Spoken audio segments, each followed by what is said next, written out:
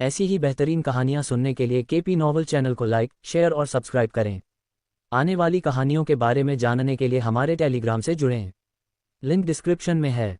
The wizard path from the simulator, अध्याय 301 7वां शून्य युद्ध क्षेत्र और बूढ़ा आदमी सदस्यता की तलाश। अनुवादक 54,96,90,339। थोड़ी देर बाद मिल्टन चेनी की चेतना एक सफ़ेद रोशनी में दुनिया से बाहर आ जाती है। जब मिल्टन चेनी को होश आता है तो वह खुद को सिम्युलेटर के पुनर्जन्म स्थान में पाता है। मिल्टन चेनी के सामने का दृश्य अगले ही पल बदल जाता है, जिससे एक परिचित तमाशा सामने आता है। मिल्टन चेनी विज़ार्ड टावर के ऊपर बैठे हुए धीरे धीरे अपनी आंखें खोलते हैं। उनके दिमाग में कुछ कृत्रिम आवाज़ें गूंजती हैं। पुनर्जन्म सिमुलेशन समाप्त। सफलतापूर्वक सिम्युलेटेड मेमोरी को बनाए रखा गया। होस्ट को पुनर्जन्म की यादों से प्रभावित नहीं होने का पता चला। सिम्युलेटर मेमोरी प्रोटेक्शन फंक्शन सक्रिय नहीं है, अभी सक्रिय करें। होस्ट की पहचान डेमिगॉड के रूप में की गई। विज़ार्ड दायरे के अनुकूल होने के लिए परिवर्तनों को बनाए रखें। नियम, मेमोरी प्रोटेक्शन को सक्रिय न करें। विज़ार्ड दायरे के नियमों के अनुकूल होने के लिए परिवर्तनों को बनाए रखें। मिल्टन चेनी मानसिक रूप से आदेश देते हैं। अगले ही पल मिल्टन चेनी की दृष्टि बदल जाती है, जिससे उनकी आंखों के सामने उनका आध्यात्मिक सागर प्रकट होता है। एक काला रत्न उनके आध्यात्मिक सागर के भीतर प्रकट होता है, जो अन्य रंगों के रत्नों से घिरा होता है। डेमिगॉड अपने आध्यात्मिक सागर में लटके काले रत्न को देखकर मिल्टन चेनी को थोड़ा आश्चर्य महसूस होता है। इस पुनर्जन्म सिमुलेशन में उनका अंतिम लक्ष्य एक डेमिगॉड बनना था। हालांकि वह बिना किसी प्रयास के डेमिगॉड बन जाने पर कुछ अजीब महसूस करता है। क्या मैं एक मुफ्तखोर हूँ? मिल्टन चेनी चुपचाप खुद से हंसता है। अगले ही पल उसकी चेतना आध्यात्मिक सागर से विदा हो जाती है। मिल्टन चेनी स्थिर रहता है, कभी भी अपने स्थान से उठने का प्रयास नहीं करता। उसके आध्यात्मिक सागर के भीतर काले रत्न से एक हल्की चमक निकलती है और मिल्टन चेनी इसकी विशाल शक्ति को स्पष्ट रूप से महसूस कर सकता है। डेमिगॉड होना लेवल 4 विज़ार्ड होने से कहीं ज्यादा कठिन लगता है। ये पुनर्जन्म सिमुलेशन विचित्र लग रहा था, जिससे मिल्टन चेनी को यह सवाल करने पर मजबूर होना पड़ा कि क्या उसे फिर से इस दुनिया में पुनर्जन्म लेना चाहिए। बेशक इस दुनिया में पुनर्जन्म लेने के बाद से उसकी ताकत काफ़ी बढ़ गई है, लेकिन फिर जोखिम भी बढ़ गए हैं। उस दूसरी दुनिया में ऐसे लोग थे जिन्हें वह पहचानता था। ये घटना उसके पिछले पुनर्जन्म सिमुलेशन में अनसुनी थी। फिर भी मिल्टन चेनी को एहसास होता है कि वह अपने अगले पुनर्जन्म सिमुलेशन के दौरान इस दुनिया में पुनर्जन्म ले सकता है। कारण सरल है, उसके पास बहुत सारे विचार हैं जिन्हें उसे सत्यापित करने की आवश्यकता है। उसे यह जानने की आवश्यकता है कि वह अपने अगले पुनर्जन्म में इस दुनिया के अतीत या भविष्य में पुनर्जन्म लेगा या नहीं। यदि वह इस दुनिया के अतीत में पुनर्जन्म लेता है तो यह मिल्टन चेनी के सभी अनुमानों की पुष्टि करेगा। फिर भी यदि वह इस दुनिया के भविष्य में पुनर्जन्म लेता है तो इसका मतलब होगा कि उसके पिछले सभी अनुमान गलत थे। जाहिर है मुख्य देवता बनने का आकर्षण उसके लिए काफ़ी लुभावना है। यदि वह पुनर्जन्म सिमुलेशन के माध्यम से मुख्य देवता बन सकता है तो वह सिमुलेशन समाप्त होने के तुरंत बाद जादूगर क्षेत्र के शिखर पर पहुंच जाएगा। अपनी शक्ति को बढ़ाने का यह प्रलोभन मिल्टन चेनी के लिए अनूठा है। वह निश्चित है कि पुनर्जन्म सिमुलेशन में पवित्र दीप्ति साम्राज्य में पुनर्जन्म लेने के संयोग के अलावा पवित्र दीप्ति के देवता के साथ जीवन की देवी की मुलाकात निश्चित रूप से आकस्मिक नहीं थी। अपने प्रतिबिंबों के दौरान मिल्टन चेनी के मन में एक विचार आता है और उसके सामने एक पारदर्शी पैनल उभरता है। नाम मिल्टन चेनी। आध्यात्मिक 41.6 45.2। शारीरिक बनावट 32.6 34.2। आध्यात्मिक जादूगर क्षेत्र स्तर 4 जादूगर। रक्त रेखा जादूगर क्षेत्र स्तर 3 जादूगर। एक मुख्य देवता ने उसे एक देवता बनने में मदद की और उसे इस दुनिया को छोड़ने की अनुमति दी। मिल्टन चेनी जैसे मूर्ख को भी पता था कि कैरोलीन ने उसकी बाहरी दुनिया में पुनर्जन्म लेने वाली पहचान की खोज की होगी। वह ये भी जानती थी कि वह उस दुनिया में एक से अधिक बार पुनर्जन्म ले सकता है। यही वजह है कि उसने उसे इस दुनिया को छोड़ने दिया। उसने उससे ये भी कहा कि वह भविष्य में सब कुछ जान जाएगा। लेकिन क्यों? मिल्टन चेनी उसके चरित्र को समझते हैं। अगर कोई महत्वपूर्ण पुरस्कार नहीं होता तो वह अपने रहस्यों को कभी नहीं बताता। उसने महसूस किया कि जादूगर क्षेत्र से कहीं बड़ी दुनिया में किसी अजनबी को अपना रहस्य बताना एक बहुत बड़ा जोखिम होगा। उसके कार्य उसकी प्राथमिक पहचान के भविष्य के पुनर्जन्म सिमुलेशन को भी प्रभावित कर सकते हैं।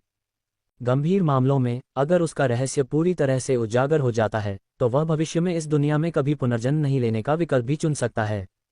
अध्याय 302 182 7वां शून्य युद्ध क्षेत्र और बूढ़ा आदमी सदस्यता की तलाश _2।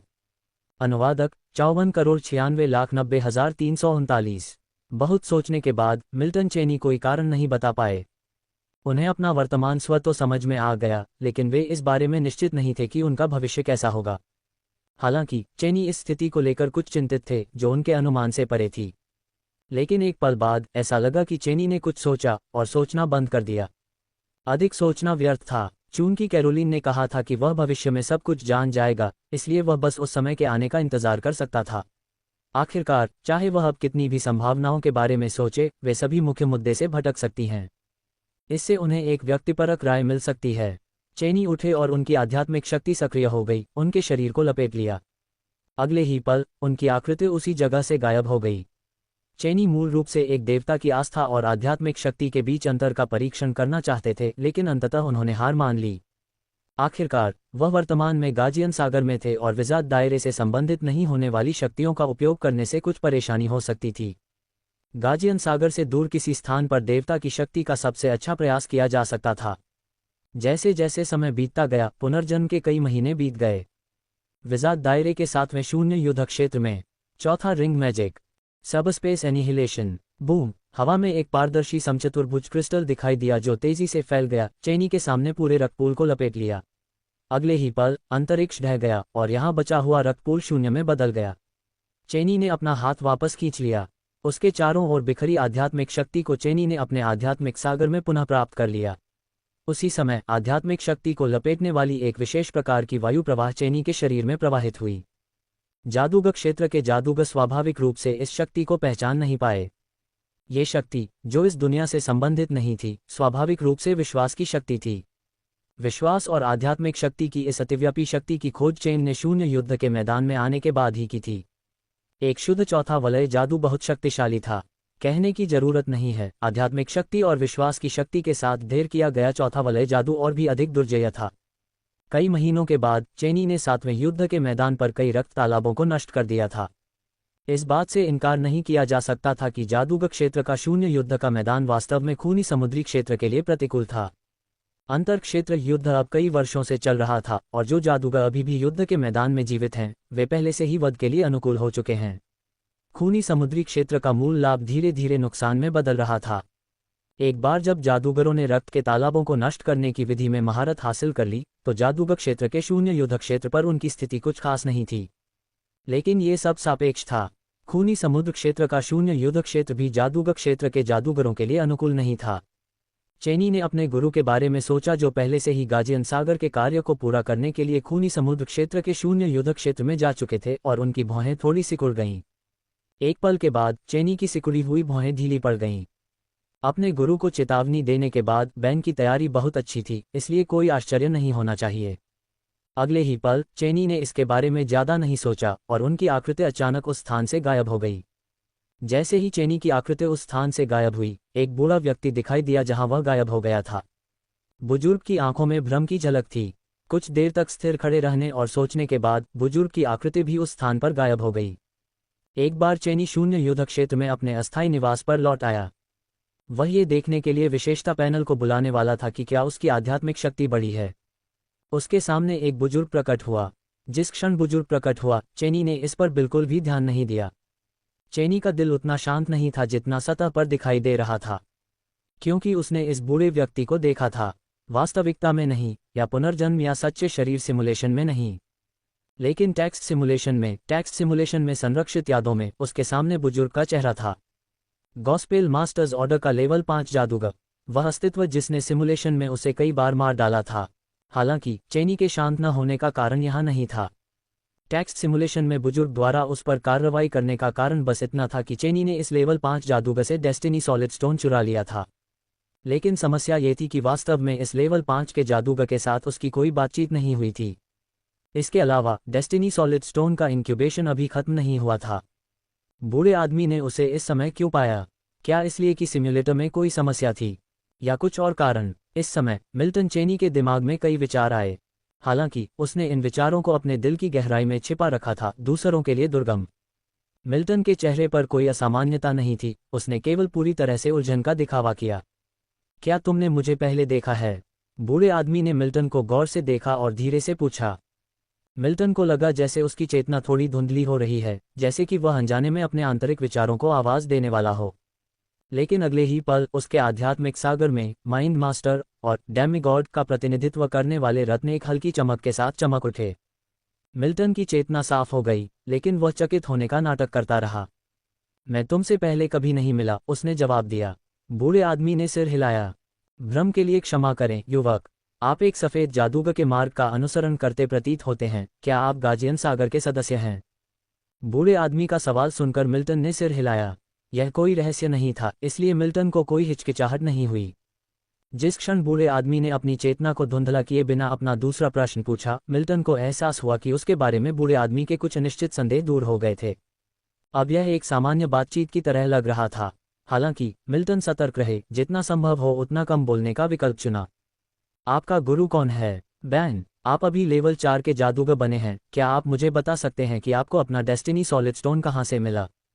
बूढ़े आदमी ने यह सवाल लापरवाही से पूछा, जैसे कि यह किसी बेकार की गपशप का हिस्सा हो। मिल्टन के भीतर एक गंभीर भावना पैदा हुई। उसने महसूस किया कि समस्या की जड़ निकट आ रही थी। जैसा कि सिमुलेशन से पता चलता है जहां बूढ़ा आदमी लगातार उसका पीछा कर रहा था, डेस्टिनी सॉलिड स्टोन इस लेवल 5 जादूगर के लिए उल्लेखनीय रूप से महत्वपूर्ण लग रहा था। सैद्धांतिक रूप से डेस्टिनी सॉलिड स्टोन का लेवल 5 जादूगर पर कोई प्रभाव नहीं होगा, जब तक कि उसके सामने बैठा बूढ़ा आदमी डेस्टिनी सॉलिड स्टोन के अन्य प्रभावों की खोज न कर ले। हालांकि मिल्टन को इसमें कोई दिलचस्पी नहीं थी। वह बस इस बाधा को जितनी जल्दी हो सके पार करना चाहता था।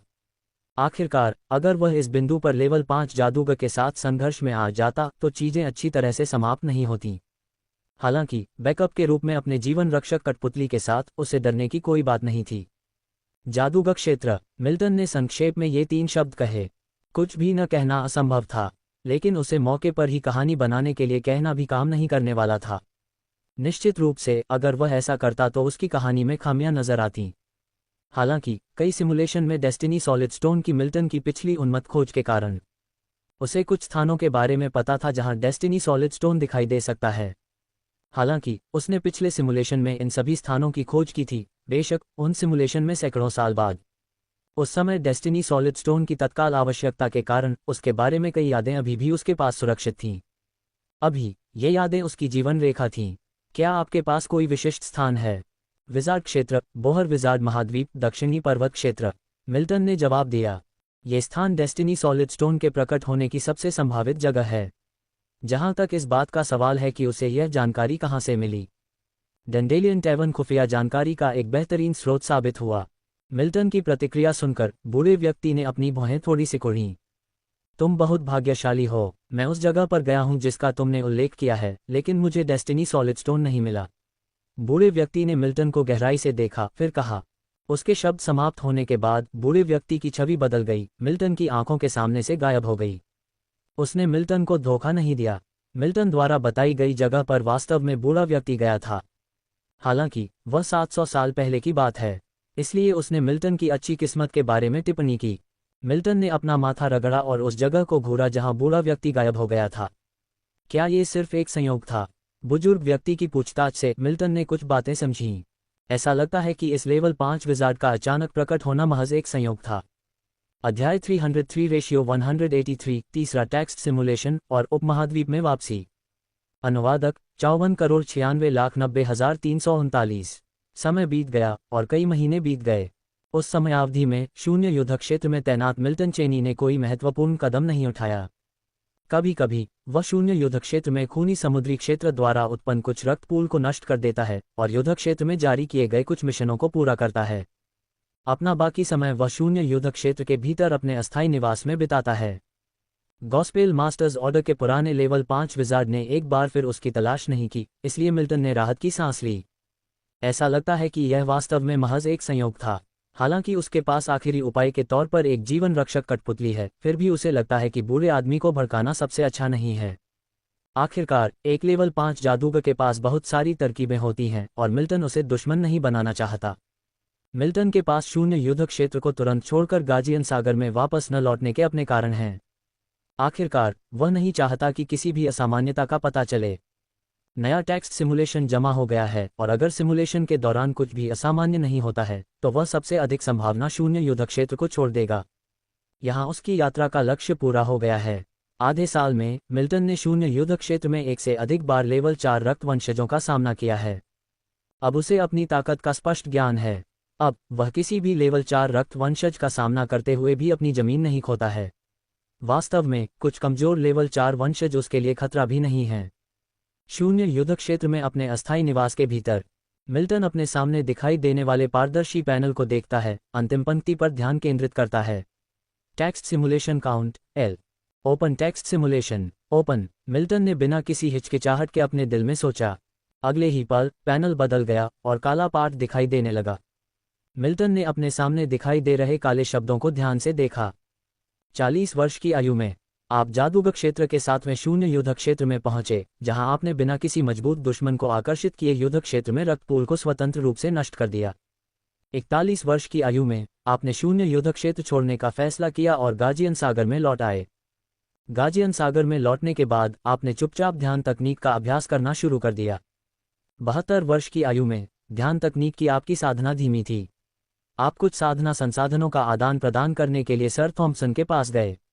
लेवल 4 के जादूगर के लिए खेती के संसाधन बहुत कीमती हैं और आपके जादुई पत्थर पर्याप्त नहीं हैं। 73 पर गाजियन सागर को छोड़कर आप कुछ जादुई पत्थर इकट्ठा करने के लिए जादूगर दायरे में गए। 98 पर आप गाजियन सागर में वापस आए और खेती के संसाधनों का आदान प्रदान करने के बाद आपने लेवल 4 के जादूगर के रूप में अपना पहला मिशन शुरू किया। 99 पर गाजियन सागर को छोड़कर आप तारकीय दायरे में गए। 252 पर आपके खेती के संसाधन समाप्त हो गए हैं। मिशन से अपने खाली समय में आप ध्यान तकनीक की साधना कर रहे हैं। 253 पर आप अपने मिशन को पूरा करने पर ध्यान केंद्रित करते हैं और ध्यान तकनीक की साधना अस्थायी रूप से निलंबित हो जाती है। 415 पर आप गाजियन सागर का कार्य पूरा करते हैं, गाजियन सागर में वापस आते हैं और ध्यान तकनीक का अभ्यास जारी रखते हैं। 416 पर आपका गुरु सफलतापूर्वक एक मिशन पूरा करता है और आपको सूचित करते हुए वापस लौटता है कि जादूगर क्षेत्र और खूनी सागर क्षेत्र के बीच युद्ध अपने अंतिम चरण में है। 474 पर आप एक नया मिशन लेते हैं और खूनी सागर क्षेत्र की ओर बढ़ते हैं। 475 पर कार्रवाई में जल्दबाजी किए बिना आप एक अच्छे अवसर की प्रतीक्षा कर रहे हैं। 723 पर आपने खूनी सागर क्षेत्र में मिशन पूरा किया और एक बार फिर गाजियन सागर में वापस आ गए। 724 पर आपका गुरु गाजियन सागर में नहीं है। आप अपने पूर्वज गुरु से मिलते हैं, फिर ध्यान तकनीक का अभ्यास जारी रखते हैं। 785 पर आप एक नया मिशन लेते हैं और विजात दायरे के अधीनस्थ एक छोटे से प्लेन की ओर बढ़ते हैं। 786 पर अंतर क्षेत्र युद्ध समाप्त होता है, खूनी सागर क्षेत्र को निगल लिया जाता है और आप छोटे विमान में रहते हुए ही समाचार सुनते हैं। 1030 पर यह मिशन आपके लिए आसान है, लेकिन आपने इसे तुरंत पूरा नहीं किया और जानबूझकर इसे खींच लिया।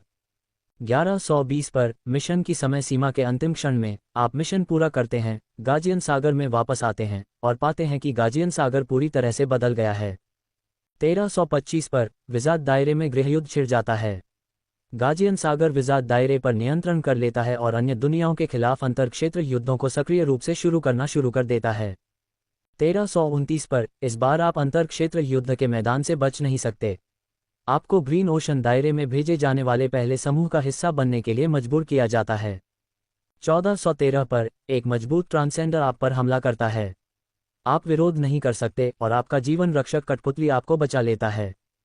1445 पर आपकी फिर से हत्या कर दी जाती है। इस बार आप इसे टाल नहीं पाए।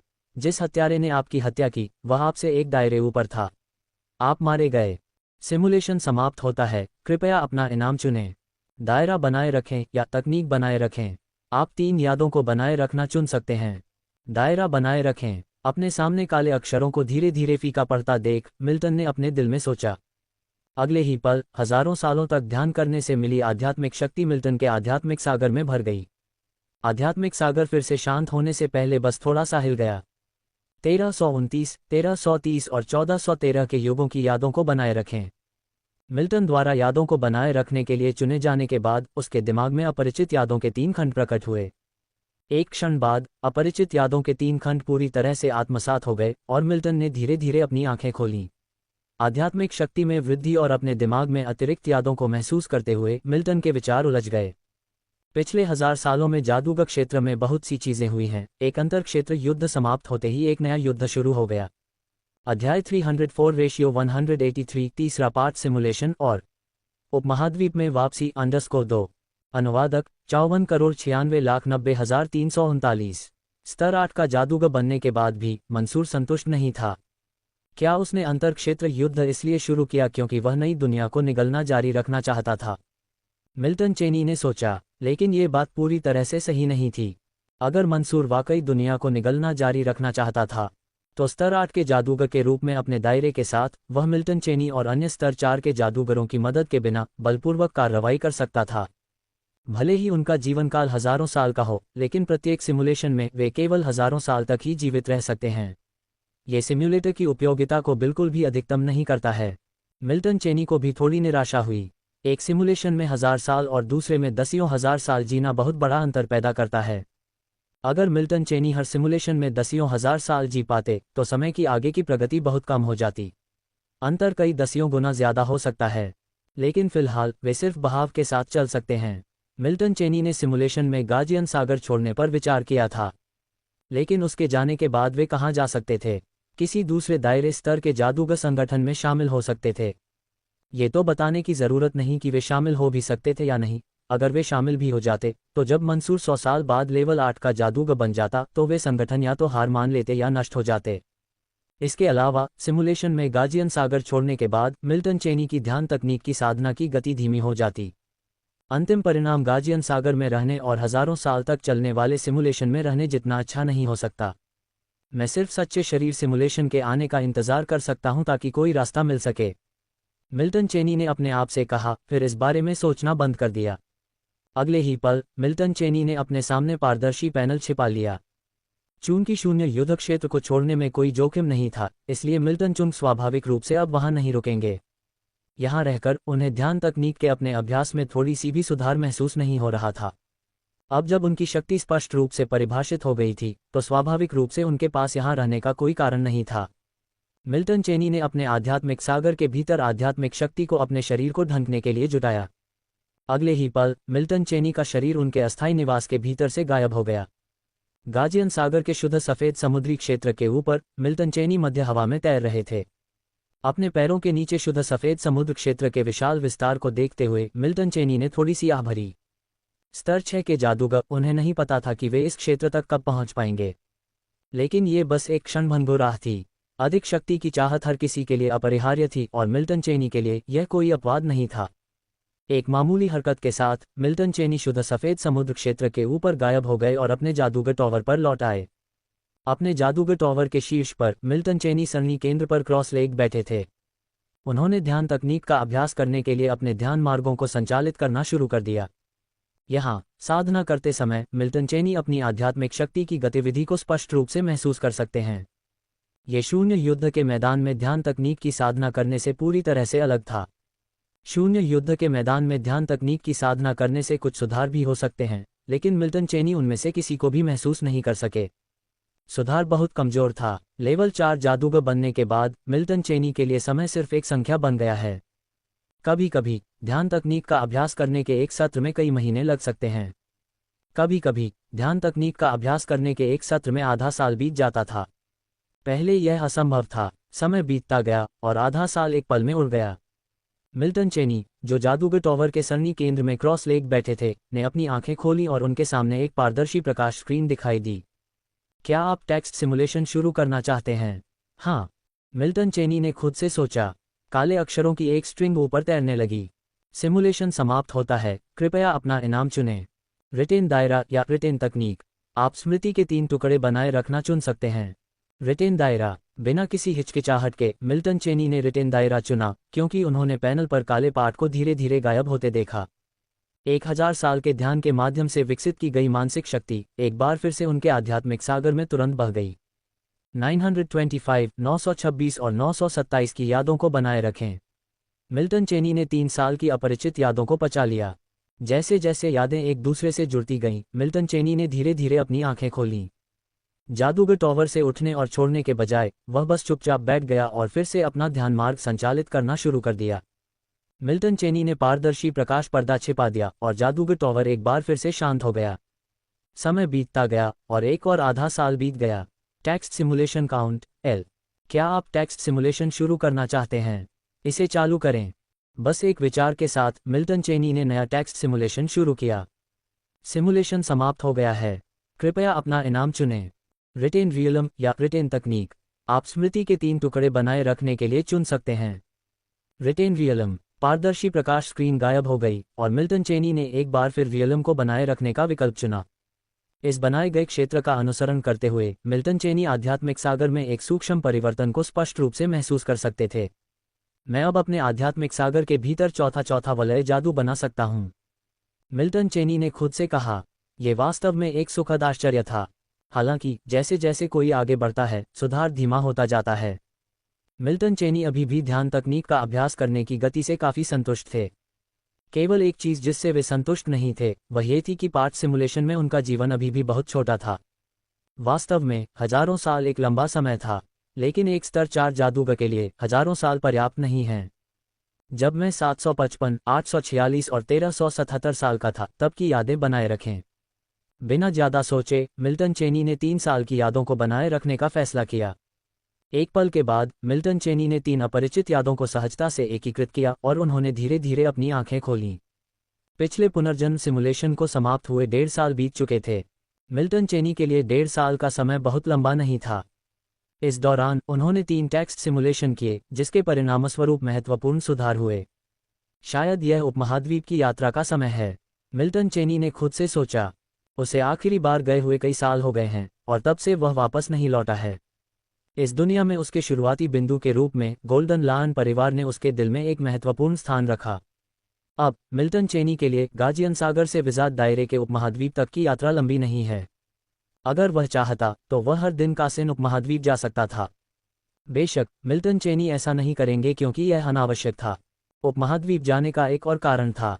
आधे साल बाद वह एक साथ 3 सिमुलेशन जमा करने जा रहा था।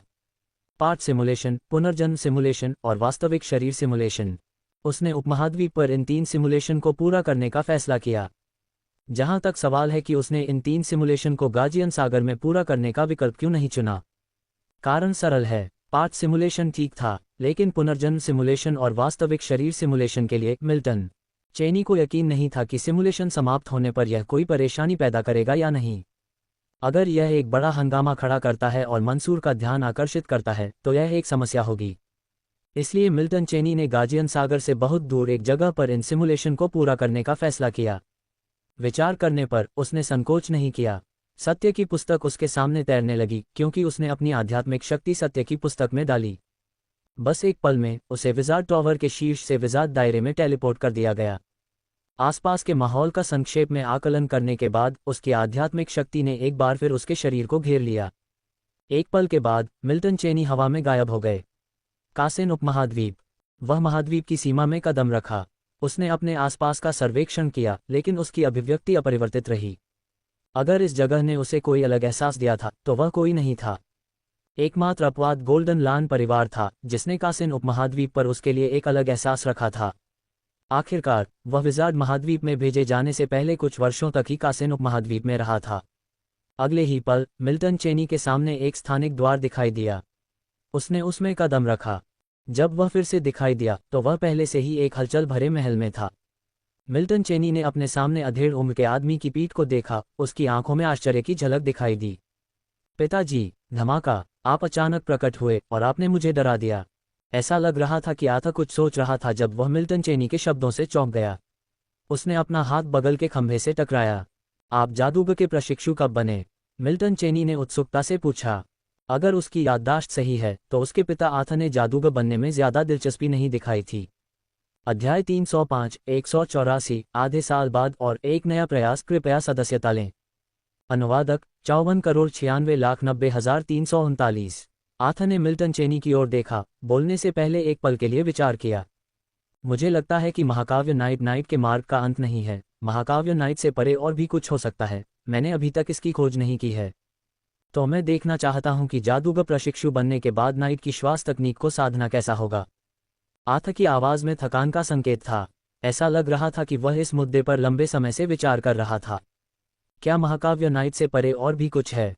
ये सुनकर मिल्टन थोड़ा स्तब्ध रह गया। ये कहना ही होगा कि उसके पिता आथा का विचार निश्चित रूप से अच्छा था। दुर्भाग्य से वह अकेला व्यक्ति नहीं था जिसने इस बारे में सोचा था। हालांकि जादूगर क्षेत्र के विकास में इस बिंदु तक महाकाव्य नाइट का सर्वोच्च क्षेत्र बना रहा। शायद आंशिक रूप से इसलिए क्योंकि जादूगरों ने साधना के इस मार्ग को अधिक महत्व नहीं दिया, लेकिन इससे भी अधिक इसलिए क्योंकि नाइट के मार्ग की सीमा बस यही है। मिल्टन महाकाव्य नाइट नहीं बन सका, लेकिन उसका शरीर निश्चित रूप से महाकाव्य नाइट से बेहतर था। शारीरिक रूप से महाकाव्य नाइट से आगे निकलने के बाद उसने ये देखने के लिए फिर से श्वास तकनीक का अभ्यास करने की कोशिश की कि वह किस ऊंचाई तक पहुंच सकता है, लेकिन परिणाम अभी भी उसके श्वास तकनीक अभ्यास में कोई प्रगति नहीं थी। शारीरिक संरचना नाइट साधना को प्रभावित करने वाला एकमात्र कारक नहीं है। तो परिणाम क्या था? मिल्टन ने पूछा। उसने आथ को नीचे नहीं लाने का फैसला किया क्योंकि यह अच्छा है कि उसके पिता के पास कुछ करने को था। मिल्टन के शब्दों को सुनकर आथ ने सिर हिलाया और फिर अपना सिर हिलाया। ये वास्तव में परिणाम नहीं है, लेकिन कुछ खोजें हैं। मिल्टन उत्सुक था। क्या खोजें? मुझे एहसास हुआ कि एपिक नाइट बनने के बाद भी मैं श्वास तकनीक का अभ्यास करने में सक्षम था। हालांकि शक्ति में सुधार धीमा है, फिर भी ये प्रगति कर रहा है। लेकिन तार्किक रूप से एपिक नाइट बनने के बाद मैं पहले ही मानव शरीर की सीमा तक पहुंच चुका हूं और मुझे आगे नहीं बढ़ पाना चाहिए। हालांकि श्वास तकनीक का मेरा अभ्यास लगातार बेहतर होता जा रहा है। आथ ने बोलने से पहले थोड़ा सा भौं सिकुड़ा, विचार किया। एपिक नाइट बनने के बाद उसे ये तथाकथित शारीरिक सीमा महसूस नहीं हुई। जैसा कि मिल्टन ने ग्रैंड नाइट बनने पर कहा था, मानव शरीर की सीमाएं हैं, लेकिन उसके मामले में ये सीमा अस्तित्वहीन लगती है। ओह, ये सुनकर मिल्टन की आंखें चमक उठीं। अगले ही पल मिल्टन की आध्यात्मिक शक्ति उसके आध्यात्मिक सागर से बाहर निकली और उसके सामने एक आंख बन गई। चौथी रिंग मैजिक सत्य की आंख। सत्य की आंख ने आथ के शरीर को स्कैन किया। एक क्षण बाद मिल्टन ने अपनी आध्यात्मिक शक्ति वापस ले ली। उसे कोई सुराग नहीं मिला। सत्य की आंख की जांच में आथ की शारीरिक संरचना पूरी तरह से सामान्य दिखाई दी। तुम्हारे शरीर में कुछ खास नहीं है, ये वाकई अजीब है। चूंकि वह नाइट के रास्ते पर बहुत दूर नहीं था, इसलिए वह आथ को कोई और सुझाव नहीं दे सका। इस पर ज्यादा मत सोचो, तुम अपनी सीमा तक पहुंचने तक श्वास तकनीक का अभ्यास जारी रख सकते हो। मिल्टन ने कहा, अगर आथ महाकाव्य नाइट बनने के बाद भी श्वास तकनीक का अभ्यास जारी रख सकता है तो उसे बस चलते रहना चाहिए। ये किसी भी तरह से बुरी बात नहीं थी। अगर आथ का शरीर वाकई अनोखा था तो शायद वह एक नया नाइट क्षेत्र बना सकता था, लेकिन मिल्टन जानता था कि ऐसा होने की संभावना निस्संदेह बहुत कम थी। आथ ने सिर हिलाया। यही एकमात्र विकल्प था। अगर उसके जादूगर बेटे को नहीं पता कि स्थिति क्या थी तो उसके लिए खुद ही इसका पता लगाना मुश्किल था। वैसे तुम अचानक वापस क्यों आ गए? आथ ने बात बदलते हुए सहजता से पूछा। मेरे पास हाल ही में कोई काम नहीं था, इसलिए मैं कुछ समय के लिए घर आया था। अब जब तुम वापस आ गए हो तो तुम्हारा बड़ा भाई जरूर खुश होगा। क्या हमें भोज रखना चाहिए? आथ ने मिल्टन की राय पूछी। कोई जरूरत नहीं, चलो भोज छोड़ देते हैं। इस बार मैं कम से कम आधे साल तक परिवार के साथ रहूंगा, मिल्टन ने जवाब दिया। आथ ने सिर हिलाया। वह जानता था कि उसके छोटे बेटे को भोज का माहौल बहुत पसंद नहीं था, इसलिए उसने इस विषय पर ज्यादा बात नहीं की। थोड़ी देर बात करने के बाद मिल्टन ने आथ को अलविदा कहा और अपने क्वार्टर में लौट आया। गोल्डन लॉन पैलेस में उसके लिए एक कमरा है। कमरा बहुत बड़ा था और जब वह वहां नहीं होता था तो नौकरानियां हर कुछ दिनों में उसे साफ कर देती थीं। इसलिए मिल्टन वापस आते ही तुरंत वहां जा सकता था। कमरे में प्रवेश करने पर सब कुछ वैसा ही था जैसा उसने छोड़ा था, कुछ भी नहीं बदला था। जैसे ही उसने अंदर कदम रखा, मिल्टन को अपनेपन का एहसास हुआ। बिस्तर पर बैठते हुए मिल्टन ने लापरवाही से अपने बिस्तर के पास रखी मोटी किताब उठाई। 2 पन्ने पलटने के बाद उसने किताब बंद की और उसे बिस्तर के पास रख दिया। धीरे धीरे अपनी आंखें बंद कर लीं। गाजियन सागर में उसके दिन केवल ध्यान और साधना में ही व्यतीत होते थे। चूंकि वह उपमहाद्वीप में वापस आ गया है, इसलिए वह थोड़ा आराम कर सकता है। अगले सिमुलेशन में शायद मैं गाजियन सागर को पूरी तरह से छोड़ने की कोशिश करूं। जब वह अपनी आंखें बंद करके बिस्तर पर लेटा था तो मिल्टन के दिमाग में एक विचार आया। आधे साल में वह 3 सिमुलेशन काउंट जमा कर लेगा। मिल्टन का विचार था कि टेक्स्ट सिमुलेशन के दौरान गाजियन सागर को छोड़ने की कोशिश की जाए। हालांकि उसने पिछले सिमुलेशन के दौरान गाजियन सागर छोड़ने की कोशिश की थी, लेकिन अंतिम परिणाम बहुत बढ़िया नहीं था। लेकिन उस समय वह केवल लेवल 3 का जादूगर था और अब वह लेवल 4 का जादूगर है। इसके अलावा भले ही वह अपना जादूगर क्षेत्र खो दे, फिर भी उसके पास सुरक्षा जाल के रूप में क्यूई कल्टीवेशन चौथा चरण और डेमिगॉड है। शायद गाजियन सागर छोड़कर वह लंबे समय तक जीवित रह सकता है। अध्याय 306 184 आधे साल बाद और नया प्रयास। कृपया सदस्यता लें _2। अनुवादक 54,96,90,339। बेशक यह आधार इस धारणा पर आधारित है कि जादूगर के दायरे को नुकसान पहुंचाने से उसके जीवनकाल पर कोई असर नहीं पड़ेगा। वह परिणाम के बारे में अनिश्चित था, लेकिन अगर वह कोशिश नहीं करता तो उसे कभी पता नहीं चलता। लेकिन अगर मैं अपने आप को गाजियन सागर से अलग कर लेता हूँ, भले ही मैं लंबे समय तक जीवित रहूं, अपने बनाए हुए दायरे को आगे बढ़ाए बिना, तो क्या ये व्यर्थ नहीं होगा? क्या मेरे लिए जादूगर के दायरे से वंचित हुए बिना गाजियन सागर छोड़ने का कोई तरीका है? मिल्टन चेनी ने लगातार विचारों को आपस में जोड़ते हुए सोचा। हालांकि काफी समय तक सोचने के बाद भी मिल्टन के पास अभी भी कोई स्पष्ट उत्तर नहीं था। उसने अभी सोचना बंद करने का फैसला किया। अगले सिमुलेशन से पहले अभी भी आधा साल बाकी था। वह इस दौरान खुद पर बहुत ज्यादा दबाव नहीं डालना चाहता। वह बहुत लालची था। उसे लेवल 4 का जादूगर बने हुए अभी कुछ साल ही हुए हैं और वह पहले से ही आगे बढ़ने के बारे में सोच रहा था। दूसरे लोगों के नज़रिए से मुख्य चिंता शायद ये होगी कि आध्यात्मिक सागर में जल्दी से जादू की तकनीक कैसे बनाई जाए। लेकिन चूंकि मिल्टन के पास एक सिम्युलेटर था और वह जानता था कि भविष्य में क्या होगा, इसलिए उसे जल्दबाजी का एहसास हुआ। अगर उसके पास सिम्युलेटर नहीं होता या भविष्य के बारे में उसे कुछ पता नहीं होता तो शायद उसे इतना दबाव महसूस नहीं होता। अल्पविराम समय उड़ गया और आधा साल एक पल में बीत गया। पलक झपकते ही मिल्टन को उपमहाद्वीप में वापस आए आधा साल हो चुका था। इस दौरान उपमहाद्वीप के चारों ओर एक छोटी यात्रा करने के अलावा मिल्टन ज्यादातर अपने परिवार के घर में ही रहा। हालांकि वह पहले से ही लेवल 4 का जादूगर बन चुका था, फिर भी उसके पिछले जीवन की कुछ विशेषताएं उसमें थीं, मुख्य रूप से यह कि वह घर का रहने वाला व्यक्ति था। कभी कभी जब उसे कोई जगह मिल जाती है तो वह हिलना नहीं चाहता। गोल्डन लॉन पैलेस, एक आलीशान कमरे के अंदर। मिल्टन बिस्तर पर लेटा हुआ थोड़ा सा ऊपर उठा और उसने जो किताब पकड़ी हुई थी उसे नीचे रख दिया। अगले ही पल एक अदृश्य प्रकाश स्क्रीन जो दूसरों को दिखाई नहीं दे रही थी, उसके सामने प्रकट हुई। मिल्टन का ध्यान अदृश्य प्रकाश स्क्रीन की निचली कुछ पंक्तियों पर केंद्रित था। टेक्स्ट सिमुलेशन काउंट 1, पुनर्जन्म simulation count 1, true body simulation count 1। आधे साल में उसने 3 सिमुलेशन काउंट जमा किए थे, जिनमें से प्रत्येक अलग अलग प्रकार का था। मिल्टन ने सबसे पहले टेक्स्ट सिमुलेशन पर ध्यान केंद्रित किया। मिल्टन के सामने काले अक्षरों का एक क्रम दिखाई दिया। क्या आप टेक्स्ट सिमुलेशन चालू करना चाहते हैं? हाँ। मिल्टन ने अपनी प्रतिक्रिया देने में संकोच नहीं किया। काले पात्रों की एक श्रृंखला उभरने लगी और मिल्टन ने पैनल को गौर से देखा। 40 वर्ष की उम्र, कासिन उपमहाद्वीप में वापस लौटने और इसे नए सिरे से तलाशने के बाद आप उदास महसूस करते हैं। 42 वर्ष की उम्र, आपने कासिन उपमहाद्वीप को छोड़ दिया, गाजियन सागर में वापस आ गए और आध्यात्मिक सागर में एक नई जादू तकनीक का निर्माण शुरू कर दिया। अल्पविराम 50 वर्ष की उम्र, आप दिन ब दिन विजार्ड टॉवर में रहते हैं, बिना किसी ढिलाई के एक नई जादू तकनीक का निर्माण करने का प्रयास करते हैं। 86 वर्ष की उम्र, आपके निरंतर प्रयासों और आपकी साधना और ध्यान तकनीक पर ध्यान केंद्रित किए बिना आपके आध्यात्मिक सागर में एक नई जादू तकनीक सफलतापूर्वक बनाई जाती है। अल्पविराम 98 वर्ष की उम्र, आपने गाजियन सागर छोड़ दिया और इस बार आपने गाजियन सागर से कोई मिशन नहीं लिया। 99 वर्ष की उम्र, जब मिशन की समय सीमा आई तो आपने गाजियन सागर से कोई मिशन नहीं लिया, बल्कि अपने आप ही आत्मा क्षेत्र में चले गए। अल्पविराम 132 वर्ष की उम्र, आपके पूर्वज गुरु ने आपको सत्य की पुस्तक के माध्यम से संदेश दिया था और आपने उन्हें संरक्षक सागर छोड़ने के अपने निर्णय के बारे में बताया था। 133 साल पुराना, सत्य की पुस्तक आपके आध्यात्मिक सागर से गायब हो गई, लेकिन आपको पता चला कि आपका जादूगर क्षेत्र हटाया नहीं गया था।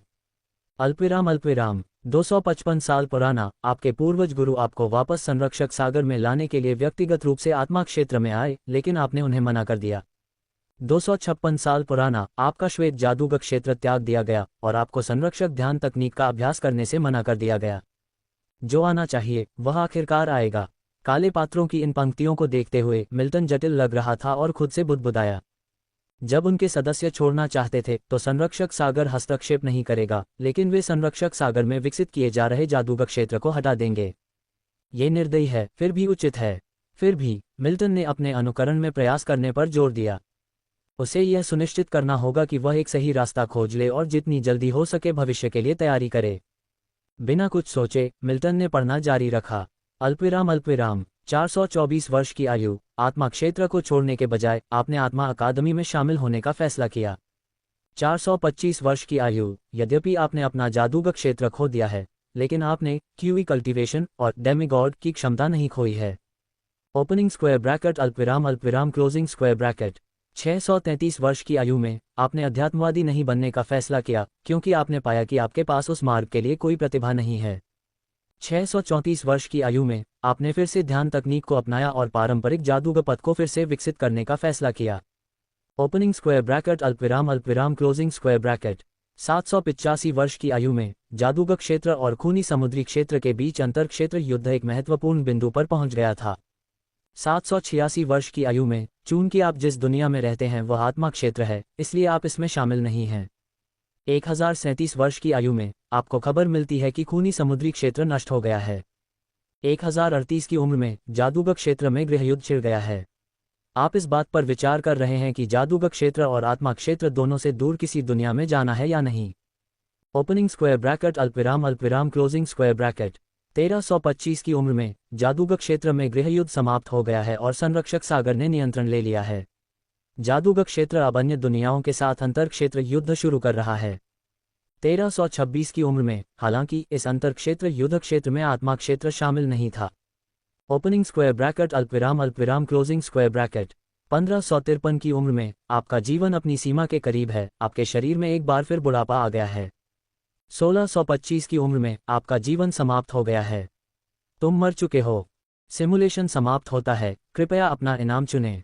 क्षेत्र बनाए रखें या तकनीक बनाए रखें। आप स्मृति के 3 टुकड़े बनाए रखना चुन सकते हैं। अंतिम अंधेरे शब्दों को देखने पर मिल्टन चेनी ने अपने माथे को सहलाया। जैसा कि अपेक्षित था, उसका जीवनकाल वास्तव में प्रभावित हुआ। भले ही उसके पास क्यूई कल्टीवेशन 4th स्टेज और डेमिगॉड की शक्तियां थीं, लेवल 4 विजार्ड की स्थिति को हटाने के कारण उसका जीवनकाल प्रभावित हुआ। मिल्टन चेनी ने पहले भी इस बारे में सोचा था, लेकिन जब उसने पहले लेवल 3 विजार्ड के रूप में प्रयास किया था तो उसने इस पर ध्यान नहीं दिया था, इसलिए इस सिमुलेशन के दौरान भी समस्या उत्पन्न हुई। ये रास्ता कहीं नहीं जाता। अगर मैं जल्दबाजी में गाजियन सागर छोड़ता हूं तो न केवल मेरे जादूगर का क्षेत्र समाप्त हो जाएगा, बल्कि मेरा जीवनकाल भी प्रभावित होगा। जब तक मैं गाजियन सागर छोड़ते समय जादूगर के क्षेत्र को बनाए नहीं रख सकता। चेनी अपने आप से बुदबुदाता है। गाजियन सागर को छोड़ना और साथ ही जादूगर के दायरे को बनाए रखना निश्चित रूप से एक अच्छा विचार लगता है, लेकिन ऐसा करना अविश्वसनीय रूप से चुनौतीपूर्ण है। यह अनुकरण, हालांकि वह 1500 से अधिक वर्षों तक जीवित रहा, अनिवार्य रूप से व्यर्थ था। ये पिछले सिमुलेशन के दौरान गाजियन सागर में रहने से भी कम सार्थक था। ये प्रयास पूरी तरह से विफल रहा कहा जा सकता है। हालांकि ये सौभाग्य की बात थी कि वह तैयार था, इसलिए कोई अन्य महत्वपूर्ण मुद्दे नहीं थे। तकनीक को बनाए रखें। इस पर आगे कोई विचार किए बिना चेनी ने अपना निर्णय बोल दिया। इस सिमुलेशन के लिए उनकी मूल योजना एक तकनीक को बनाए रखना था। इसे आजमाते हुए एक नया चौथा रिंग मैजिक हासिल करना काफी अच्छा लगा। अगले ही पल शांत आध्यात्मिक सागर में एक हल्की लहर दिखाई दी। मिल्टन चेनी के आध्यात्मिक सागर के भीतर एक पूरी तरह से अपरिचित जादू का निर्माण उभरा। 256वें वर्ष, 1553वें वर्ष और 1625वें वर्ष की यादों को बनाए रखें। मिल्टन की आत्मा के बारे में सोचते ही उनके दिमाग में 3 अपरिचित यादें उभर आईं। ये 3 यादें तब की थीं जब उनके जादूगर का क्षेत्र समाप्त हो गया था, जब वह बूढ़ा होने लगा था और जब उसका जीवनकाल अपनी सीमा तक पहुंच गया था। जैसे जैसे समय बीतता गया, चेनी ने तीनों यादों को एकीकृत और समझा। ओह! एक गहरी सांस छोड़ते हुए मिल्टन चेनी ने धीरे धीरे अपनी आंखें खोलीं। जादूगर के दायरे के उन्मूलन या जीवनकाल की सीमा तक पहुंचने का अनुभव करने के बाद ये कहा जाना चाहिए कि उन यादों को सहना आसान नहीं था। इस प्रयास के बाद वह शायद आने वाले कई वर्षों तक गाजियन सागर छोड़ने की कोशिश नहीं करेगा। लाभ बहुत कम हैं। चेनी ने विशेषता पैनल को नहीं छिपाया, इसके बजाय उसका ध्यान एक बार फिर सिमुलेशन काउंट पर था। पुनर्जन्म सिमुलेशन काउंट 1, सच्चा शरीर सिमुलेशन काउंट 1। उसे पहले किस सिमुलेशन से गुजरना चाहिए? अध्याय 307, 185, हैचलिंग और प्राइमोडियल गॉड रैंक। कृपया सदस्यता लें। अनुवादक 54,96,90,339। मिल्टन चेनी ने अपने सामने विशेषता पैनल को देखते हुए अपना मन बना लिया। पुनर्जन्म सिमुलेशन गणना 1। पुनर्जन्म सिमुलेशन आरंभ करें। हाँ, मिल्टन को कोई हिचकिचाहट नहीं हुई, उसने अपने दिल में जवाब दिया। अंत में उसने पहले पुनर्जन्म सिमुलेशन करने का फैसला किया। आखिरकार, अगर पुनर्जन्म सिमुलेशन उसे मजबूत बना सकता है, तो ये बाद के सच्चे शरीर सिमुलेशन के लिए भी फायदेमंद होगा। पक्ष और विपक्ष को तौलने के बाद मिल्टन ने पहले पुनर्जन्म लेने और फिर अपने असली शरीर का अनुकरण करने का फैसला किया। अगले ही पल मिल्टन की चेतना ने खुद को पुनर्जन्म स्थान के भीतर पाया। पुनर्जन्म स्थान में मिल्टन ने अपने नीचे अलग अलग रंग के प्रकाश समूहों को देखा, अंततः अपना ध्यान उस काले प्रकाश समूह पर केंद्रित किया जहां उसका पिछला पुनर्जन्म हुआ था। इस पुनर्जन्म सिमुलेशन के लिए मिल्टन ने पहले से ही इसकी तैयारी कर ली थी। वह इस दुनिया के रहस्यों को समझने के लिए उत्सुक था और स्वाभाविक रूप से पुनर्जन्म द्वारा प्रस्तुत अवसर को नहीं छोड़ेगा। मिल्टन ने ध्यान केंद्रित किया और पुनर्जन्म स्थान में चेतना धीरे धीरे काले प्रकाश समूह के साथ विलीन होने लगी। कुछ ही क्षणों बाद मिल्टन की चेतना अंधकार में डूब गई। उसी समय एक प्रकाश समूह जिसे कोई नहीं देख सकता था, जादूगर क्षेत्र से अविश्वसनीय रूप से दूर एक दुनिया की ओर अत्यधिक तेज गति से उड़ रहा था। अल्पविराम अल्पविराम। समय हमेशा तब फिसल जाता है जब आप इसे कम से कम नोटिस करते हैं। मिल्टन की चेतना धीरे धीरे स्पष्टता प्राप्त करने लगी। क्या हो रहा है? स्पष्टता प्राप्त करने के बाद मिल्टन कुछ हद तक हैरान था। उसे अपने अतीत का रहस्य फिर से मिल गया था, लेकिन इस जीवन की कोई यादें नहीं थीं, एक ऐसी स्थिति जिसका वह पहली बार सामना कर रहा था। इतना ही नहीं, बल्कि वह पूरी तरह से अंधकार से घिरा हुआ था और उसे कोई रोशनी भी नहीं दिख रही थी। मिल्टन ने अपनी यादों को खंगाला, पाया कि वे खाली थीं, पूरी तरह से खाली। यह इस दुनिया में उसके पिछले पुनर्जन्म से बिल्कुल अलग था। ऐसा लगता है कि मैं अंधकार से घिरा हुआ हूँ, मिल्टन ने खुद से कहा। उसने अपने शरीर को हिलाने की कोशिश की, लेकिन अगले ही पल उसे आश्चर्यजनक रूप से एहसास हुआ कि उसके पास कोई शरीर नहीं था। वह देख नहीं सकता था, सुन नहीं सकता था और केवल उसके विचार सामान्य रूप से काम कर रहे थे। क्या ऐसा हो सकता है? क्या मैंने हैचलिंग में से एक बनने के लिए पुनर्जन्म लिया है? इस समय मिल्टन को अचानक कुछ याद आया। भले ही वह अपने पिछले पुनर्जन्म के दौरान हैचलिंग नहीं था, लेकिन वह उनसे बिल्कुल भी अपरिचित नहीं था। उसकी वर्तमान स्थिति हैचलिंग के हैचिंग चरण से पूरी तरह मेल खाती थी। हैचिंग चरण के दौरान हैचलिंग कोई चेतना प्रकट नहीं करते हैं, लेकिन मिल्टन की विशिष्टता के कारण उसने जल्दी ही चेतना विकसित कर ली थी। वह स्पष्ट रूप से सोच सकता था, लेकिन वह एक सामान्य व्यक्ति की तरह चलने में सक्षम नहीं था। ये निस्संदेह पीड़ादायक था, लेकिन अनगिनत सिमुलेशन के माध्यम से उसका दिमाग असाधारण रूप से लचीला था। इसलिए इस स्थिति ने उसके अंदर कोई विशेष भावनाएं नहीं जगाईं। हैचलिंग के लिए हैचिंग चरण लंबा या छोटा हो सकता है। कुछ हैचलिंग इस चरण से दसियों हजार वर्षों तक गुजरते हैं। जल्दी होश में आना मिल्टन के लिए जरूरी नहीं कि अच्छी बात हो। आखिरकार वह अभी कुछ भी नहीं कर सकता था, तो अभी मुझे दिव्य क्षेत्र में ऊष्मायन सागर में होना चाहिए, मिल्टन ने खुद से सोचा। पूर्ण अंधकार में होने के कारण मिल्टन समय बीतने का बिल्कुल भी एहसास नहीं कर सकता था। इस क्षण मिल्टन को याद आया कि पहली बार उसका इस दुनिया में पुनर्जन्म हुआ था। अपने पहले पुनर्जन्म के दौरान गर्भ के रहस्य को तोड़ने का मौका मिलने से पहले ही सिमुलेशन समाप्त हो गया था। पीछे मुड़कर देखें तो उस अनुकरण के परिणामस्वरूप उसका पुनर्जन्म एक हैचलिंग के रूप में हुआ होगा, अन्यथा यादों का पूर्ण अभाव नहीं होता। क्या इसका मतलब यह नहीं है कि हैचलिंग के लिए हैचिंग चरण के अपने खतरे हैं? ये सोचने के बाद मिल्टन ने आगे कुछ नहीं सोचा। भले ही खतरा था, लेकिन वह असहाय था। सामान्य से पहले चेतना प्राप्त करने के अलावा वह भी अन्य हैचलिंग से अलग नहीं था। वह अपने शरीर को नियंत्रित नहीं कर सकता था या अपने स्वयं के रूप को भी नहीं देख सकता था। इस समय वह एक चेतना की तरह लग रहा था।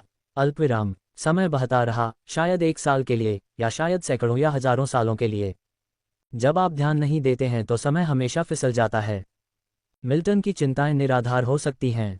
हालांकि वह समय के विशिष्ट बीतने को नहीं समझ सकता था, लेकिन वह इसके प्रवाह को स्पष्ट रूप से महसूस कर सकता था। वह निश्चित हो सकता था कम से कम 40 साल हो गए थे, लेकिन इस दौरान उसे किसी भी तरह का खतरा नहीं हुआ। उसकी वर्तमान स्थिति गर्भ के रहस्य को तोड़ने के बाद की स्थिति से अलग नहीं थी। वह अभी भी अपने शरीर को समझने में असमर्थ था, अभी भी पूरी तरह से अंधेरे में डूबा हुआ था।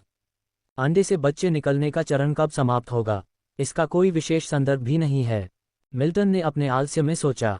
इस तरह की स्थिति को देखते हुए पूरी हैचलिंग आबादी में वह शायद अकेला ही अस्तित्व में हो। आखिरकार अन्य हैचलिंग कभी भी हैचिंग चरण के दौरान यादें विकसित नहीं करेंगे। कोई भी इस बात की परवाह नहीं करता कि हैचिंग चरण कितने समय तक चलता है। ठीक वैसे ही जैसे एक सामान्य बच्चे को इस बात की परवाह नहीं होती कि वह अपनी माँ के गर्भ में कितने समय तक रहा। वे अपनी माँ के गर्भ में यादें बनाने में सक्षम नहीं होंगे, चाहे वे कितने भी समय तक रहें। अल्पविराम। समय उड़ गया और पलक झपकते ही 100 साल बीत गए। अंधेरे में मिल्टन को अचानक एक अवर्णनीय भावना का अनुभव हुआ। उसने अंधेरे में अपनी आंखें खोलने की कोशिश की, लेकिन अंततः असफल रहा। हालांकि जब उसने अपने शरीर को हिलाने का प्रयास किया तो उसे कुछ खास महसूस हुआ। ऐसा लगा जैसे वह एक विशाल महासागर में तैर रहा था और वह स्पष्ट रूप से महसूस कर सकता था कि उसका एक भौतिक अस्तित्व है। इस एहसास ने मिल्टन को आश्चर्यचकित कर दिया। उसने अपने शरीर के साथ समुद्र में तैरना शुरू कर दिया। थोड़ी देर बाद ऐसा लगा जैसे उसका शरीर किसी चीज से टकरा गया हो। अगले ही पल मिल्टन को लगा कि कुछ उसके शरीर में बह रहा है। अध्याय 308 185 हैचलिंग और प्राइमोर्डियल गॉड रैंक। कृपया सदस्यता लें _2। अनुवादक 54,96,90,339। मिल्टन चेनी को लग रहा था कि वह और भी ज्यादा शक्तिशाली हो गया है। क्या ये है? क्या मैंने दूसरे हैचलिंग को खा लिया है? मिल्टन चेनी ने खुद से बुदबुदाया। यह विचार उसके दिमाग में बेवजह आया। उसे ये भी नहीं पता था कि उसने दूसरे हैचलिंग को खा लिया है या नहीं। इस सही लेकिन अनिश्चित निष्कर्ष पर पहुंचने के बाद मिल्टन चेनी ने अपने शरीर को और ज्यादा तेजी से नहीं चलाया। चूंकि हैचलिंग एक दूसरे को खा सकते हैं, अगर वह लापरवाही से आगे बढ़ता है और किसी मजबूत हैचलिंग से टकराता है तो बदले में उसे भी खा लिया जा सकता है। यह मिल्टन चेनी को बिल्कुल भी स्वीकार्य नहीं था। सैकड़ों सालों तक अंधेरे को झेलने के बाद अगर सिमुलेशन उसके हैच करने से पहले ही खत्म हो जाता तो यह एक बहुत बड़ी क्षति होती। मिल्टन चेनी को कुछ हद तक समझ में आ गया था कि इस दुनिया में उनका पहला पुनर्जन्म हैचिंग चरण से मुक्त होने से पहले सिमुलेशन के साथ क्यों समाप्त हुआ। शायद ऐसा इसलिए था क्योंकि हैचिंग चरण के दौरान उन्हें अन्य हैचलिंग ने खा लिया था। अल्पविराम समय उड़ गया और इस बार पूरे कुछ हजार साल बीत गए। अंधेरे में मिल्टन चेनी का शरीर इंक्यूबेशन सागर में तैर रहा था। उनका शरीर कभी कभी रुक जाता है, जिससे पता चलता है कि हैचिंग चरण में एक और हैचलिंग को उन्होंने खा लिया है। ये वास्तव में मिल्टन चेनी का इरादा नहीं था, लेकिन उन्होंने पाया कि जैसे जैसे समय बीतता गया उनका शरीर बेकाबू होता गया। भले ही मिल्टन चेनी ने अपने शरीर को सक्रिय रूप से गतिशील न किया हो, फिर भी यह स्वाभाविक रूप से इंक्यूबेशन सागर में तैरता रहेगा। अचानक मिल्टन चेनी को लगा जैसे उनके शरीर में थोड़ा बदलाव आया है। इस दुनिया में पुनर्जन्म लेने के बाद से यह पहली बार था जब उन्होंने हवा के प्रवाह को महसूस किया। वह सुन सकता था, दुनिया का शोर एक पल में उसके कानों में भर गया। अब वह देख भी सकता था। मिल्टन चेनी ने धीरे धीरे अपनी आंखें खोलीं और पूरी दुनिया उसकी पुतलियों में प्रतिबिंबित हो गई। मिल्टन चेनी ने अवचेतन रूप से अपने आसपास का सर्वेक्षण किया। आसपास का वातावरण उसकी आंखों में प्रतिबिंबित हो रहा था। क्या ये जगह है दिव्य क्षेत्र? मिल्टन चेनी ने अपने दिल में सोचा। हैचलिंग केवल दिव्य क्षेत्र में ही पैदा हो सकते हैं जब वे पूरी तरह से अंडे से निकल चुके हों। अगले ही पल मिल्टन चेनी के दिमाग में अनगिनत नई यादें उमड़ पड़ीं। ये यादें मिल्टन चेनी की यादों के मूल सागर में फूट पड़ीं। सौभाग्य से उसने अनगिनत सिमुलेशन के माध्यम से पर्याप्त यादें जमा कर ली थीं, इसलिए ये अचानक प्रकट होने वाली यादें थोड़े समय के बाद उसके द्वारा पचा ली गईं। इन यादों में दिव्य क्षेत्र में प्रवेश करने और बाहर निकलने के बारे में यादें शामिल थीं। विश्वासियों को पोषित करने के बारे में भी यादें थीं। इनमें से और भी यादें आदिम ईश्वर रैंक के बारे में थीं। मेरे पास कोई विश्वासी नहीं है, लेकिन मेरे पास आदिम ईश्वर रैंक है। आदिम ईश्वर रैंक। मैंने अपने पिछले पुनर्जन्म के दौरान इसके बारे में कभी नहीं सुना था। मिल्टन चेनी थोड़ा भ्रमित थे। हालांकि ये दुनिया उनका केवल तीसरा पुनर्जन्म था, लेकिन यह निश्चित रूप से उनके लिए अपरिचित नहीं थी। चेनी को आदिम देव रैंक के बारे में कुछ समझ थी। आदिम देव रैंक विश्वासियों के विश्वास और सच्चे ईश्वर के दिव्य शीर्षक का प्रतीक है। आदिम देव रैंक आमतौर पर हैचलिंग द्वारा स्वयं नामित किया जाता है और दिव्य क्षेत्र के नियमों द्वारा स्वीकार किए जाने पर यह हैचलिंग का आदिम देव रैंक बन जाता है। लेकिन मिल्टन चेनी की स्थिति थोड़ी असामान्य लग रही थी। मिल्टन चेनी ने अपने हाथ से एक चाल चली और उनके हाथ में एक नीला पानी का बुलबुला दिखाई दिया। अगले ही पल पानी का ये बुलबुला उनकी हथेली से गायब हो गया। मैंने अपने आदिम देव रैंक को कोई नाम नहीं दिया, तो मेरी स्मृति क्यों कहती है कि मैं समुद्र का देवता हूँ? आदिम देव रैंक, जन्म लेते ही प्राप्त होने वाली रैंक। मिल्टन चेनी के विचार उसके दिल में गुंथ गए। आदिकालीन भगवान और एक साधारण हैचलिंग में क्या अंतर है? मिल्टन चेनी को एहसास हुआ कि भले ही यह इस दुनिया में उसका तीसरा पुनर्जन्म था, फिर भी बहुत कुछ ऐसा था जिसके बारे में वह नहीं जानता था। कम से कम कुछ गुप्त स्थितियां वह अभी भी नहीं जानता था। ठीक उसी तरह जैसे कि अब वह आदिकालीन भगवान का पद रखता है। इस दुनिया में आने से पहले चेनी की योजना थी कि अगर वह हैचलिंग नहीं बनता है तो वह टिकेगा। अगर वह हैचलिंग बन जाता है तो वह जादूगरी के भगवान के रास्ते पर आगे बढ़ेगा। हालांकि योजनाएं अक्सर बदलावों के साथ नहीं चल पाती हैं। इस तथाकथित आदिकालीन भगवान के पद ने उसकी मूल योजना को बाधित कर दिया था।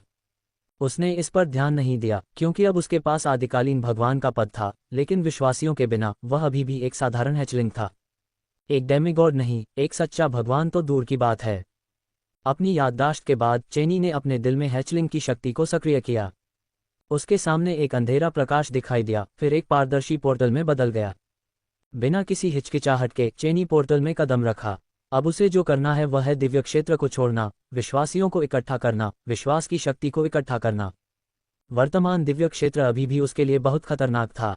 हालांकि इस दुनिया में उसके लिए कई रहस्य थे, लेकिन इन रहस्यों के लिए उसे एक बार में सभी को समझने की जरूरत नहीं थी।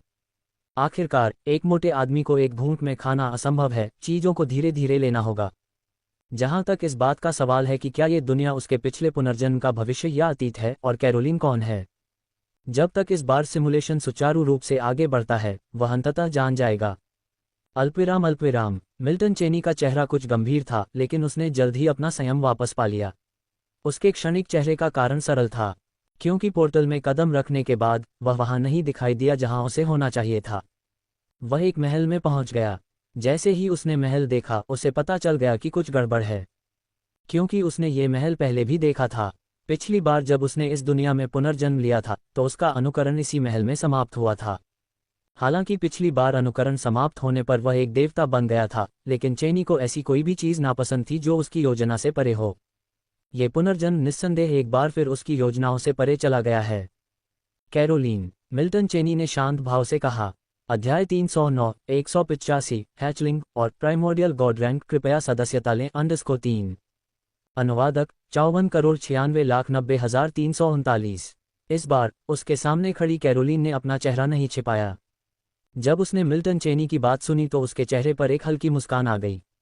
तुम मेरा नाम पुकार सकती हो, इससे ये साबित होता है कि तुम पहली बार इस दुनिया में नहीं लौटी हो, कैरोलीन ने धीरे से कहा। उसकी परिष्कृत आंखें मिल्टन की नज़र से मिलीं, मानो वह उसकी नज़र से कुछ समझने की कोशिश कर रही हो।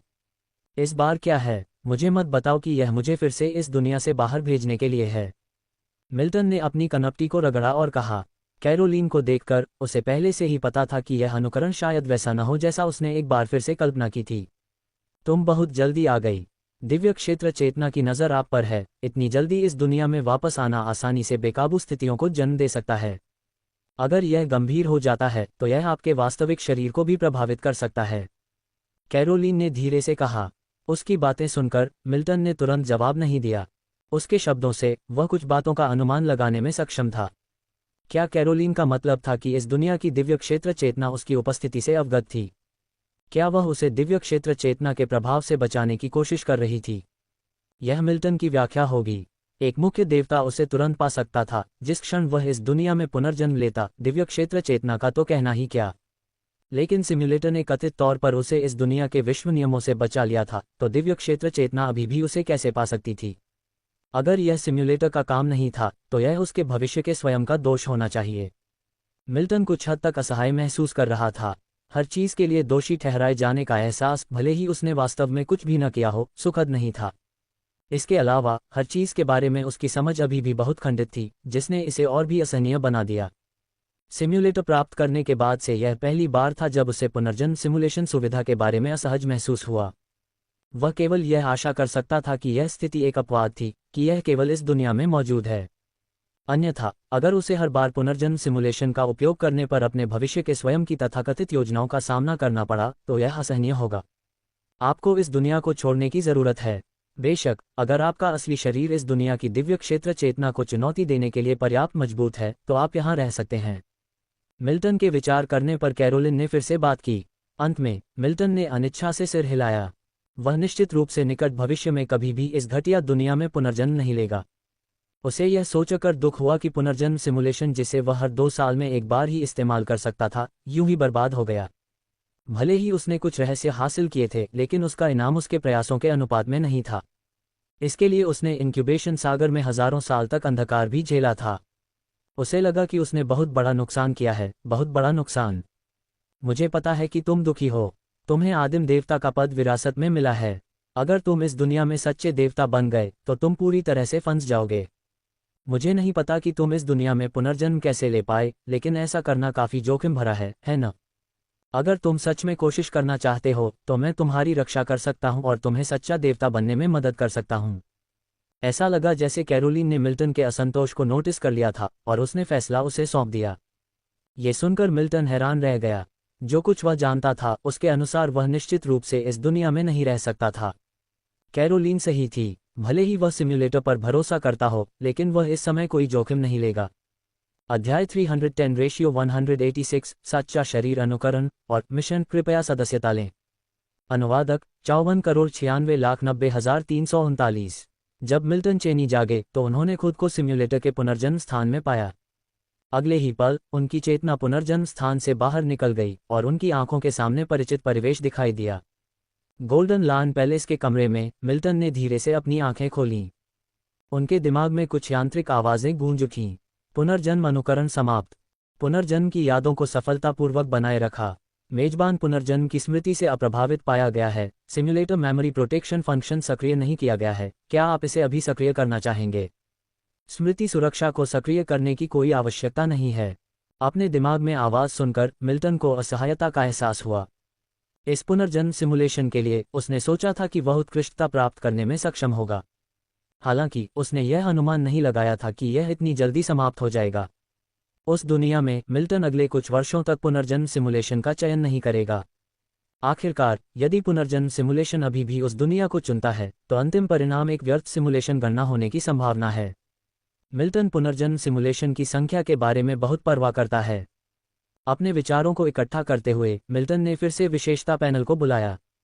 एक बार फिर उसकी आंखों के सामने एक पारदर्शी प्रकाश स्क्रीन दिखाई दी और मिल्टन ने प्रकाश स्क्रीन की अंतिम पंक्ति पर ध्यान केंद्रित किया।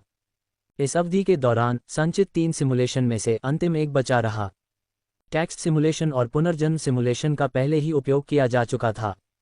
एकमात्र शेष अवसर एक ट्रू बॉडी सिमुलेशन था। मिल्टन ने पैनल को देखा। True body simulation count 1। क्या आप ट्रू बॉडी सिमुलेशन शुरू करना चाहेंगे?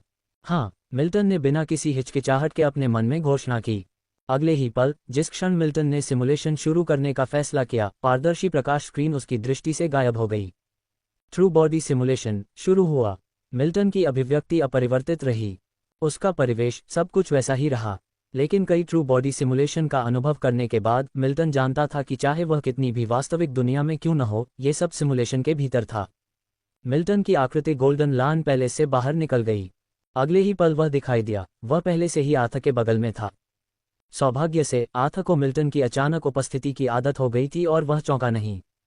आर्थ को अलविदा कहने के बाद मिल्टन कासिन उपमहाद्वीप से चला गया। इस ट्रू बॉडी सिमुलेशन में मिल्टन के पास वास्तव में एक योजना थी। वह उस रास्ते पर चलना चाहता था जो उसने सोचा था कि वह भविष्य में अपनाएगा और अंतिम परिणाम देखेगा। अगर कोई समस्या आती है तो असली वह इन मुद्दों से बेहतर तरीके से बच सकता है। अल्पविराम वापस गार्जियन सागर में मिल्टन शुद्ध सफ़ेद समुद्र क्षेत्र में नहीं रुके, बल्कि सीधे विज़ार्ड टॉवर में वापस चले गए। ये ट्रू बॉडी सिमुलेशन अधिकांश समय कुछ हद तक थकाऊ होने के लिए बाध्य है। आखिरकार सिमुलेशन में भी मिल्टन ध्यान तकनीक का अभ्यास करने की उपेक्षा नहीं करेंगे। टेक्स्ट सिमुलेशन में स्वचालित जैसे अभ्यास की तुलना में ट्रू बॉडी सिमुलेशन के दौरान ध्यान तकनीक का अभ्यास अधिक वास्तविक था। क्योंकि ट्रू बॉडी सिमुलेशन में मृत्यु के अलावा सिमुलेशन को समाप्त करने में सक्षम होने के अलावा वास्तविकता से कोई अंतर नहीं था। विज़ार्ड टॉवर, शीर्ष मंजिल। मिल्टन सरणी केंद्र में बैठे अपनी आंखें बंद की और ध्यान मार्ग चलाना शुरू कर दिया। मिल्टन के आध्यात्मिक सागर से आध्यात्मिक शक्ति उमड़ने लगी और उसके चारों ओर मदर आ गई। जैसे जैसे उनके ध्यान मार्ग संचालित होते गए, उन्होंने धीरे धीरे इस आध्यात्मिक शक्ति को अपने आध्यात्मिक सागर में वापस इकट्ठा किया। समय बीतता गया और पलक झपकते ही 5 साल गायब हो गए। विज़ार्ड टॉवर में मिल्टन ने धीरे धीरे अपनी आंखें खोलीं। आध्यात्मिक शक्ति जो उसे घेरे हुए थी, उसके आध्यात्मिक सागर में वापस बह गई क्योंकि उसने ध्यान तकनीक का संचालन बंद कर दिया। इन 5 वर्षों के दौरान मिल्टन ने ध्यान तकनीक के अभ्यास द्वारा खपत किए गए संसाधनों को फिर से भरने के लिए केवल एक बार विज़ार्ड टॉवर छोड़ा। बाकी समय विज़ार्ड टॉवर में ध्यान तकनीक का अभ्यास करने में बिताया। मिल्टन, जो शुरू में मानते थे कि ध्यान तकनीक का अभ्यास करने की लंबी अवधि उबाऊ होगी, उस समय ऐसा महसूस नहीं कर रहे थे। क्योंकि इंक्यूबेशन सागर में अपने पुनर्जन्म सिमुलेशन के दौरान उन्होंने हजारों वर्षों के अंधकार का अनुभव किया। इसलिए ध्यान तकनीक का लंबा अभ्यास उनके लिए बस बच्चों का खेल था। भले ही उन्हें लगातार हजारों वर्षों तक ध्यान तकनीक का अभ्यास करना पड़े, मिल्टन आसानी से इसे पूरा कर सकते थे। इन 5 वर्षों के दौरान वे यह नहीं कह सकते थे कि कोई महत्वपूर्ण प्रगति हुई है। आखिरकार लेवल 5 के जादूगर की तुलना में इस दौरान उनका ध्यान का अभ्यास बाल्टी में एक बूंद की तरह था। लेकिन ये कहना कि कोई सुधार नहीं हुआ स्वाभाविक रूप से असंभव होगा। इस अवधि के दौरान प्रगति मिल्टन के लिए काफी महत्वपूर्ण थी। कम से कम आध्यात्मिक शक्ति में परिवर्तन स्पष्ट रूप से और सीधे महसूस किया जा सकता था। अगर वे कहीं और अभ्यास करते तो ध्यान तकनीक का अभ्यास करने के 5 पूरे वर्षों के बाद भी उन्हें अपने आध्यात्मिक सागर में कोई बदलाव महसूस नहीं होता। ध्यान के इस अभ्यास को समाप्त करने के बाद मिल्टन खड़े हो गए। आध्यात्मिक शक्ति उनके आध्यात्मिक सागर से उभरी, जिससे उनके सामने एक स्थानिक पोर्टल बन गया। मिल्टन ने द्वार से प्रवेश किया, जादूगर टॉवर से प्रस्थान किया और संरक्षक सागर को छोड़ दिया। ट्रू बॉडी सिमुलेशन में, हालांकि मिल्टन ध्यान तकनीक का अभ्यास करने की उपेक्षा नहीं करेंगे, लेकिन वे संभवतः हर समय केवल ध्यान तकनीक का अभ्यास नहीं कर सकते थे। आखिरकार, वे किसी भी समय ध्यान तकनीक का अभ्यास कर सकते थे, लेकिन उन्हें हर 4 साल में केवल एक बार ट्रू बॉडी सिमुलेशन का मौका मिला। इसलिए, ट्रू बॉडी सिमुलेशन के दौरान वह अपने मन में कुछ अनुमानों को सत्यापित भी करेगा। बेशक, इन अनुमानों को सत्यापित करना उसके लिए बहुत ज्यादा खतरा नहीं था। भले ही कुछ जोखिम हो, लेकिन बफर के रूप में जीवन रक्षक कठपुतली के साथ कोई भी जीवन धमकाने वाला खतरा नहीं होगा। खासकर तब जब वह वर्तमान में न केवल लेवल 4 का जादूगर था, बल्कि उसके पास नियम रत्न भी थे जो उसके आध्यात्मिक सागर में क्यूई कल्टीवेशन 4th स्टेज और डेमिगॉड का प्रतिनिधित्व करते थे। वर्तमान में, उसे पहले से ही जादूगर क्षेत्र के उच्च सोपानों में से एक माना जा सकता है।